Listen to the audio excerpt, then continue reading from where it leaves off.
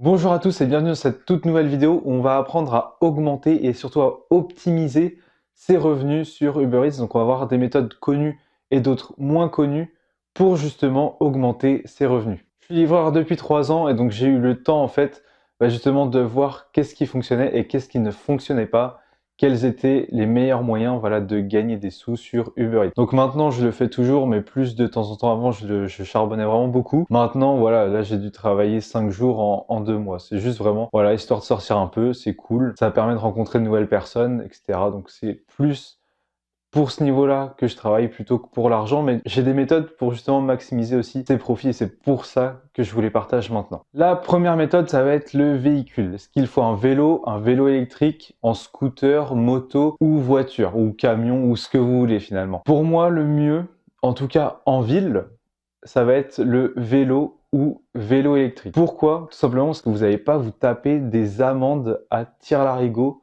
parce que franchement, la police, elle s'en fout que vous soyez dans la précarité ou pas, elle vous tartine d'amendes, surtout pour les scooters, tout simplement parce que vous roulez en fait pas sur les routes, souvent vous roulez un peu comme les vélos, et du coup ça leur plaît pas et ils mettent des amendes. À ce niveau-là déjà. Ensuite, on a aussi tout simplement l'essence qui a payé et l'entretien du véhicule, qu'on n'a pas trop sur un vélo.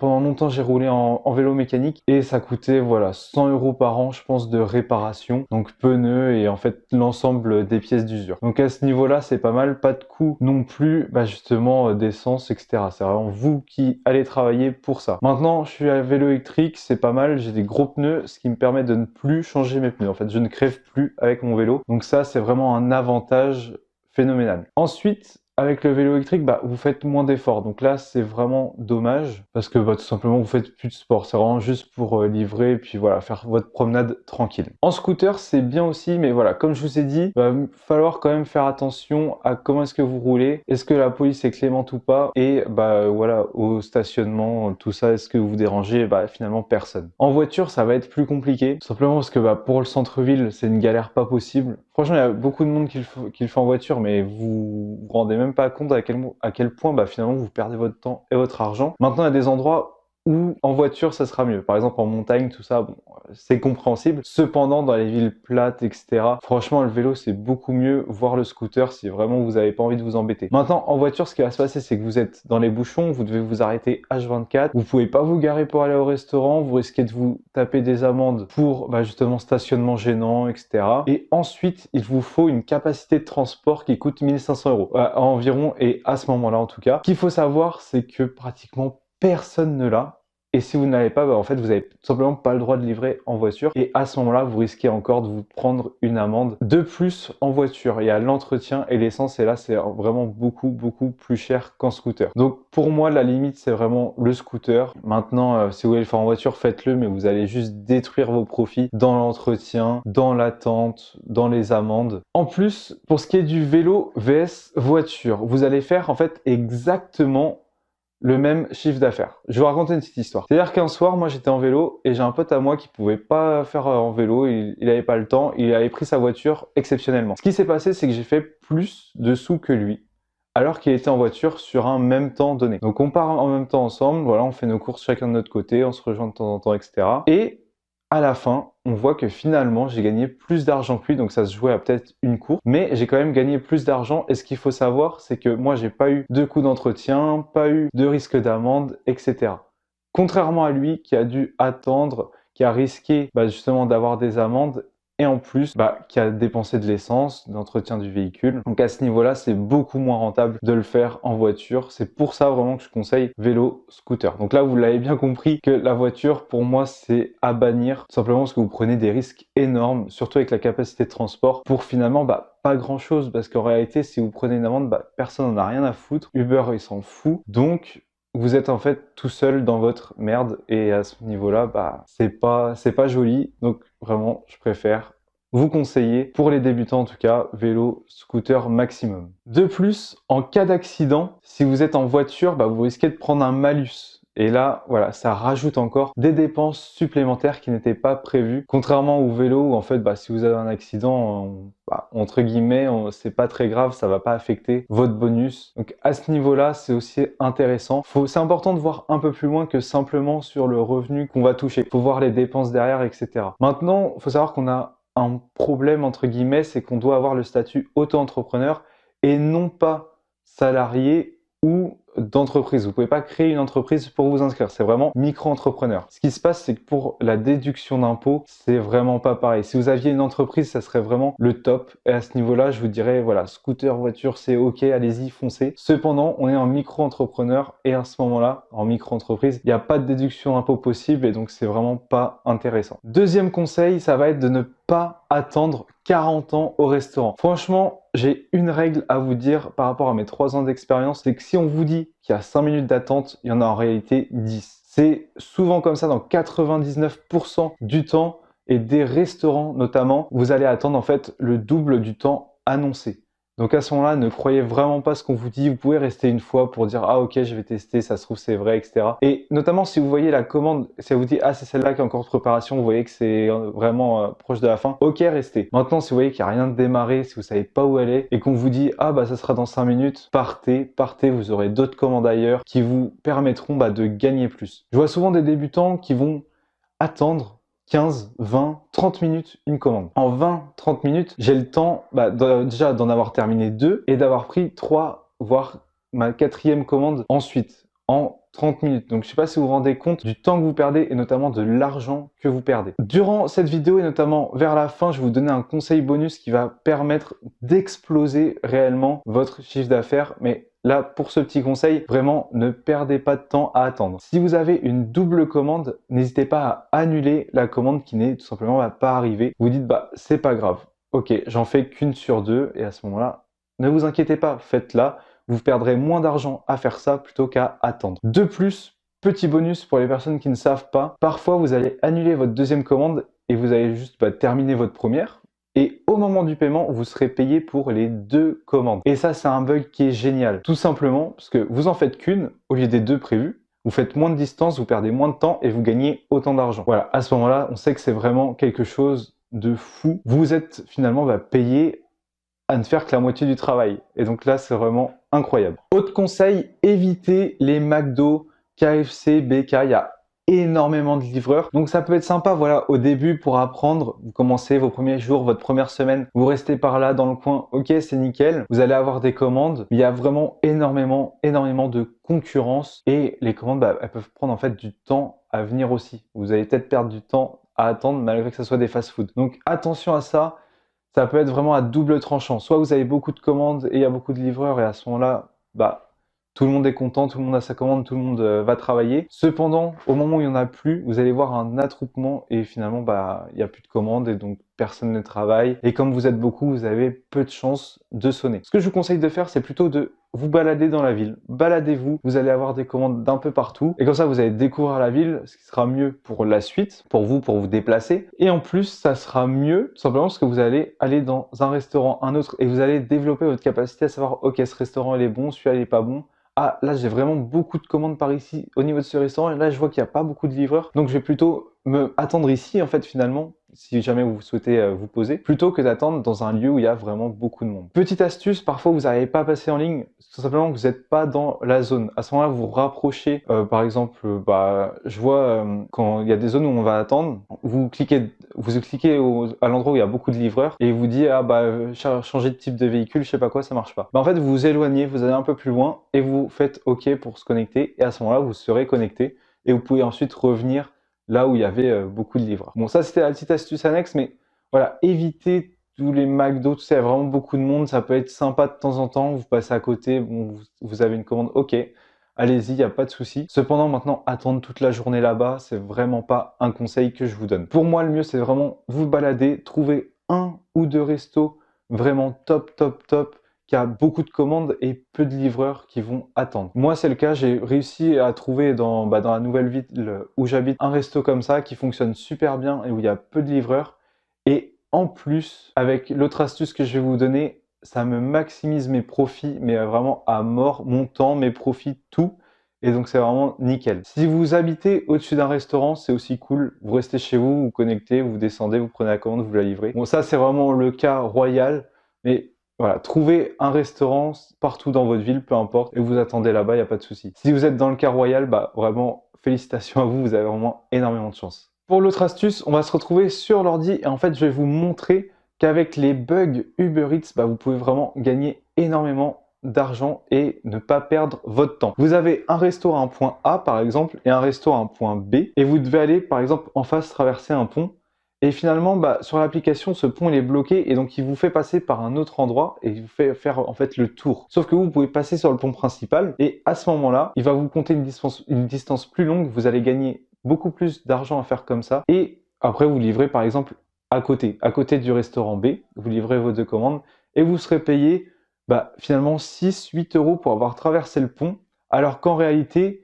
pour la distance traversée, la course aurait normalement dû être payée 4 euros environ, 4-5 euros peut-être. Donc à ce moment-là, voilà, vous gagnez 2-3 euros en plus par course, en fait, que vous grattez. Limite, vous les grattez. Et si vous avez qu'une commande, ok, vous avez votre commande au point A, et vous devez livrer, par exemple, bah, je sais pas, à gauche, au niveau, enfin derrière le pont à gauche, au niveau de la ville, bah, lui aussi va encore vous compter le détour. Et là, voilà, vous allez tout simplement aller directement à l'adresse. Ça va vous prendre 5 minutes alors que le GPS en compte 10. La distance sera diminuée en x2 et vous allez gagner un revenu supérieur en fois 1,5, fois 2, peu importe. Mais voilà, comment vraiment maximiser ses profits. Là, je vous ai expliqué ça comme ça rapidement, mais on va voir ça sur l'ordi pour avoir un exemple vraiment concret. Donc là, on est sur la ville de Lyon. Ici, on voit qu'on a deux ponts et donc on va les utiliser en fait pour justement notre explication. Donc en rouge, je vais mettre le pont barré. Donc celui-ci sera barré. En fait, pour l'application, en fait, on ne peut pas passer par là. Donc automatiquement, si on veut traverser, on devra aller tout en haut. En, en vert, je vais avoir mon restaurant A qui est ici. Et en rose, le client qui va être, par exemple, ici. Bon, c'est juste pour vous expliquer, hein. Donc là, ok, il est sur les lignes de train. Pourquoi pas? Et en fait, là, on va dessiner votre course en jaune pour livrer en fait du restaurant au client. Vous pouvez en fait traverser ce petit pont. Et donc vous en avez pour 5 minutes à faire ça. Sauf que là, à cause de ça, en fait, vous allez devoir faire tout ça. Donc en jaune, on voit pas bien. Je vais prendre en noir. Je vais mettre voilà comme ça. En fait, là, en fait, vous devez faire ça, traverser le pont et faire ça. Enfin, ça, c'est ce que l'application compte en fait. Donc elle compte ça. Donc là, vous avez une énorme distance qui fait que vous allez être payé, par exemple, 8 euros. Voilà, bon, l'euro, il est mort. C'est pas grave. Et en fait, vous avez fait juste ce trajet qui aurait dû être payé en vrai 3-4 euros. Et donc là, vous avez doublé comme ça votre chiffre. Maintenant, autre astuce. Je vais tout remettre en arrière. Même le client. On garde notre restaurant A ici, le pont qui est bloqué là. Et ce qui va se passer, c'est que je vais changer de couleur pour le restaurant B. Là, on a une double commande. On veut voilà, un restaurant B. Le restaurant B, lui, se situe ici. Ok, donc B là. Et notre client, on va avoir C1, donc qui va être ici. Et le C2 qui va retourner un peu en haut, il va être ici. Là, ce qui va se passer pour l'application. Donc là, je vais juste changer la taille là, en fait, je suis bête. Donc pour l'application, vous devez faire ça, aller sur le pont, faire ça. Donc là, vous êtes payé pour aller entre les deux restaurants. Donc là, je sais pas, 6-8 euros. Plus vous êtes payé pour aller jusqu'ici. Et ensuite, payé pour aller au client 2. Et après, vous êtes plus payé. Mais là, vous êtes payé. Et au final, après, vous avez plus qu'à retourner là. Donc c'est assez long, mais quand même. Et donc là, vous avez une course à au moins 10-11 euros facilement. facilement parce que quand je fais des trucs plus courts et je suis payé ouais, entre 10 et 13 euros. Donc là, quand vous voyez ça, c'est entre guillemets parfait. Tout simplement parce que là, on va faire en orange votre trajet. Votre trajet, vous, c'est juste ça. Donc là, c'est du bénéf, hein, c'est 6-8 euros gratuitement. Et après, vous avez juste à voilà, aller ici et aller là. Et donc, vous voyez, votre trajet il est divisé par 2, mais vous êtes payé fois 2. Donc, autant en profiter. Et en fait, voilà la méthode, c'est de trouver des routes barrées sur l'application, des bugs, et c'est ça qui va vous faire gagner. Donc là, par exemple, je vous montre avec les ponts, mais il y a sûrement, voilà, avec des routes, etc. C'est juste que là, pour l'explication, c'est plus facile. Faut savoir qu'en réalité, ces deux ponts-là, ça m'étonnerait qu'ils soient bloqués. Mais voilà, ça peut arriver. Donc, n'hésitez pas à faire ça, à regarder en fait en vous baladant sur l'application. Ok, cette route elle est barrée, ok, ça me dit de faire le tour comme ça. Et en fait, comme ça, vous trouvez par exemple un restaurant qui est juste au bord, vous traversez, et il y a l'autre restaurant qui est là, et vous grattez, mais tout ça, et c'est juste énorme. Et donc, bah, moi, je sais, c'est ce que je fais tout le temps en fait. Je reste tout le temps chez moi, tout simplement parce que je suis près d'une route barrée, et donc je descends, il y a le resto, tac, et je traverse la route, et en fait, je suis payé 6 euros juste pour traverser une route barrée. Donc, c'est énorme. Et c'est pour ça que je vous le partage aujourd'hui, parce que c'est une méthode peu connue. Mais après, je sais que tout le monde ne pourra pas l'appliquer. C'est-à-dire qu'aujourd'hui, si vous n'avez pas de route barrée, bah, vous êtes mort, c'est pas possible. Par contre, si vous en avez une, c'est une technique à connaître. Voilà. D'ailleurs, par rapport au restaurant simple et au client qui est là, c'est-à-dire que maintenant, là, vous avez votre restaurant A, donc je vais tout enlever. Restaurant A, hop. Et imaginons le client, il est là, C1. Bah, là, par contre, vous serez payé normalement. Donc, il faut vraiment traverser par la route barrée, euh, que l'application vous dise de faire un gros contour, etc. Donc, je sais que j'ai travaillé dans deux villes, et dans deux villes, à chaque fois, il y avait des bugs énormes. Surtout, par exemple, à côté des voies rapides, tout ça, ouais, des voies un peu plus rapides, des berges, etc. Et il y avait un bug à un bac d'eau, ça payait genre vraiment 10 euros pour faire 1 kilomètre. Et en plus, personne ne passait par la voie rapide, enfin, il n'y avait aucune raison d'être autant payé. Mais il y avait un bug, et du coup, bah, c'était payé 10 euros la course, et il y a des mecs qui faisaient leur journée là-bas. Voilà, donc en résumé, trouvez des bugs et ça augmentera votre chiffre d'affaires de manière exponentielle. Voilà, donc là, je vous partage la méthode des routes barrées. Autre conseil, je ne vous conseille pas de faire Uber Eats à temps plein. Je vous conseille de faire par exemple midi, 14 heures, voire 15 heures parfois, et ensuite faire du 18 heures. Après, bah, 22 heures, ça va. Mais personnellement, moi, en fait, je travaille 1 ou 2 heures comme ça, par exemple le soir ou le midi. En fait, ça gagne bien. C'est beaucoup plus que le SMIC, et même après impôt. Au niveau de l'imposition, je vous conseille de demander l'ACRE qui va vous faire en fait une réduction d'impôt durant quelques années. Donc là, je sais plus réellement comment c'est, mais à l'époque, moi, je payais 5%, puis 11, puis je sais plus, 16 ou 20 ou 19, et après, on finit vers du 22% d'imposition. Donc moi, ça me permettait de lisser. Maintenant, à l'heure actuelle, je crois qu'on commence direct à 11%, et qu'ensuite, bah, on est relevé en fait vers les 20-22%. Donc voilà, je sais plus, parce que là, je dois être à ma troisième ou quatrième année. Et de toute façon, en fait, quand on déclare ses impôts à l'URSSAF, bah, il va vous dire en fait le pourcentage directement. Mais voilà, si vous avez moins de 25 ans, si vous êtes nouveau, dès l'ouverture de votre entreprise, attention, et dès l'ouverture, c'est vraiment très important, demandez l'ACRE en même temps. Si vous demandez après, en fait, bah, ça ne fonctionnera pas. Donc demandez vraiment directement. Ensuite, pour les jours et heures de connexion, je vous conseille de vous connecter toute la semaine. Enfin, après, c'est si vous avez envie. Et de vous connecter souvent de midi à 14 heures, voire 15 heures. Et ensuite, de 18 heures à 22 heures, même 23, minuit. Et même durant la nuit, vous pouvez travailler. Qu'est-ce qui se passe? En fait, pour moi, je vous conseille de faire ça à temps partiel, voilà, comme ça, de temps en temps. Pas forcément tout le temps, mais surtout ne faites pas ça à temps plein, ça sert à rien. Il y a beaucoup de risques, peu d'intérêt, vraiment. Le seul avantage, c'est qu'il n'y a personne pour vous casser les couilles, en tout cas au niveau du patron, parce que des fois, il y a des personnes qui vont être peut-être un peu embêtantes, ça peut arriver. Mais à ce moment-là, vous pouvez toujours le signaler sur l'application. Voilà. Mais ça, peu importe, je ne vais pas en parler pendant cette vidéo. Ce qui se passe aussi, c'est que vraiment pendant ces heures-là, vous allez avoir beaucoup de commandes, alors que durant les autres créneaux, vous aurez moins de commandes.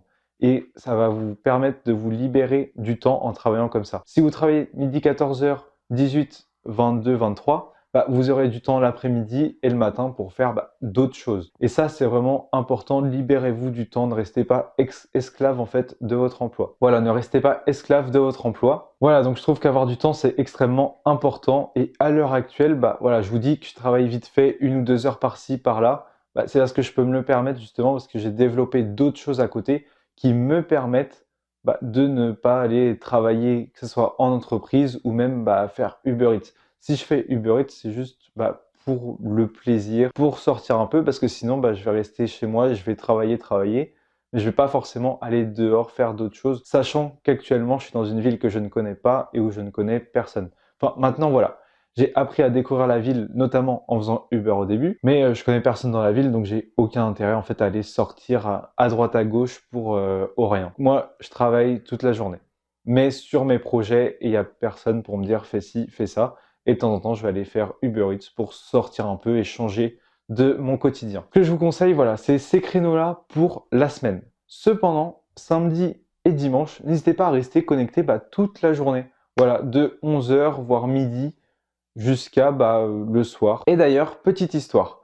Petite histoire pour le travail de nuit et notamment vers 5-6 heures. Et une fois, j'étais en soirée et je suis rentré voilà, en vélo et je m'étais connecté juste pour voir, ok, est-ce que ça sonne la nuit? Est-ce que c'est vrai qu'il n'y a pas beaucoup de livreurs et qu'on prend vraiment toutes les commandes? Et effectivement, vers 5-6 heures du matin, en l'espace de 3 minutes, j'avais sonné au moins 5 fois et j'ai dû éteindre mon téléphone tout simplement parce qu'il y avait vraiment trop de commandes. Et en fait, comme il n'y avait aucun livreur, j'aurais pu littéralement prendre toutes les commandes et aller livrer dès 5 heures du matin. J'aurais fait énormément d'argent. Cependant, je ne l'ai pas fait parce que je devais rentrer. Mais j'ai vu que ça fonctionnait vraiment bien de nuit, en tout cas dans les villes moyennes, grandes villes. Après, je ne vais pas parler des villages, etc. parce que j'ai aucune expérience là-dedans. J'espère que cette vidéo vous aura plu sur comment augmenter justement ses profits, optimiser un petit peu, voilà les quelques petites astuces à mettre en place pour gagner beaucoup plus d'argent. Maintenant, n'hésitez pas à vous abonner, à lâcher un petit commentaire, à la petite cloche, le petit pouce bleu, le partage sur les groupes Facebook, etc. N'importe où, partagez à vos amis pour qu'ils puissent justement découvrir cette plateforme et comment gagner un petit peu d'argent, même un petit peu beaucoup. Il faut savoir qu'avec ça, avec cette méthode, j'ai réussi à faire jusqu'à 30 € de l'heure, voilà, durant 3 heures. Une fois j'ai travaillé 3 heures, j'ai fait 30 € de l'heure. Donc c'est vraiment très intéressant à mettre en place.